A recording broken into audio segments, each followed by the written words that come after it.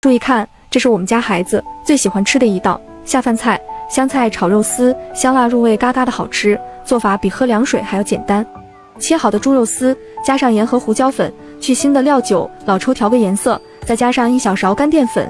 做香辣肉丝不需要太嫩，所以不需要放鸡蛋清。最后加上少许的食用油，封住水分。洗净的香菜给它切成小段。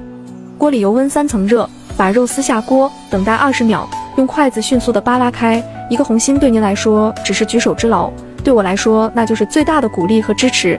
今天这个视频就帮忙点一个吧，拜托您了。把肉丝滑至松散全熟后，捞出控油，锅里留点底油，放上干辣椒丝，一定要炒出香味了。葱姜蒜爆锅，再下入肉丝，加上半勺生抽，少许的蚝油，老抽调个颜色，再加鸡精和白糖，一点点精盐，把肉丝炒至入味了，加上香菜段，半勺辣椒油，快速的翻炒均匀即可出锅。是不是非常简单？香辣入味，嘎嘎好吃。喜欢你也试试吧。